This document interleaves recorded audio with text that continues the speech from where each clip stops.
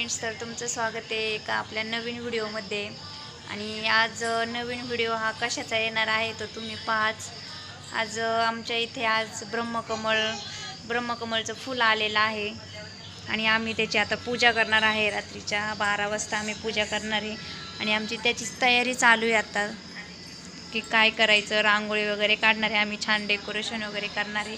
तर नक्की पहा तुम्ही व्हिडिओ शेवटपर्यंत पहा, तुम्हाला मी दाखवते की आता फुल आमचं कसं उमललं आहे आणि त्या झाड पण दाखवते। एकदम छोटंसं झाड आहे आमचं, त्याला फुलं आलेली आहेत। 1 वर्षातनं फुलं आलेली आहे। 1 वर्षभर आम्ही एवढी व्यवस्थित त्याची काळजी वगैरे घेतली, तुम्हाला मी दाखवते झाड। तर हे पहा मित्रांनो, 2 ब्रह्मकमळची फुलं आलेली आहेत आणि किती छान फुलं आहेत तर तुम्ही पाहू शकता। आम्ही हे झाडाचं फक्त आम्ही लावलं होतं, पान लावलं होतं झाडाचं, काडी लावली होती त्याची काडीला एवढी पानं फुटल्यात आणि त्याला 1 वर्षातनं एवढं छान फुलं आलेले आहेत तर तुम्ही पाहू शकता किती छान फुलं आलेले आहेत। 3 फुलं आली होती पण आमचं 1 फुल गळून गेलं, त्याला काय झालं काय माहिती, पण ही 2 फुलं एकदम छान आलेली आहेत।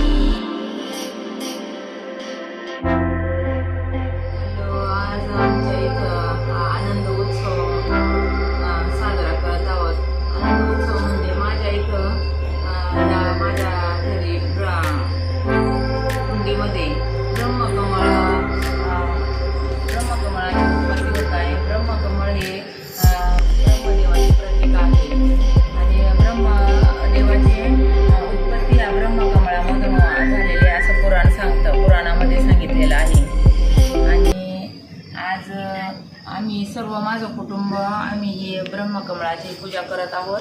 माझ्या या बघा ना, छोट्या छोट्या नाती रोज इतक्या लवकर झोपलेले असतात आणि आज त्यांचंही भाग्य एवढं थोर की त्यांना हे ब्रह्मकमळाचं दर्शन होत आहे।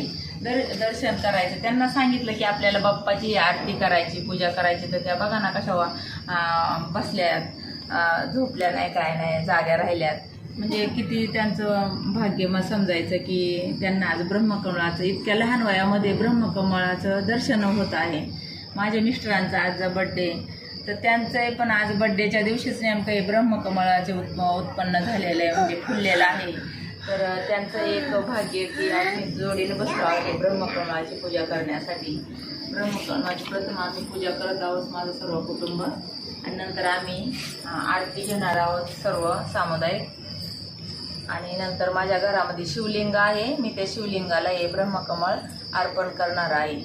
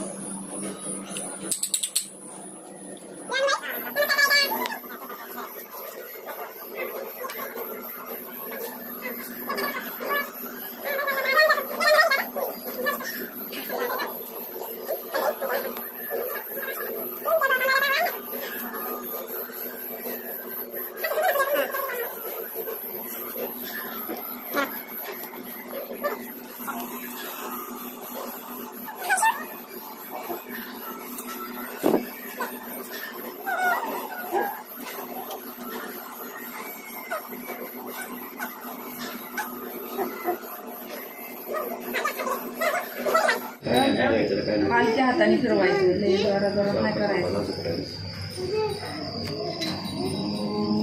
सुख करता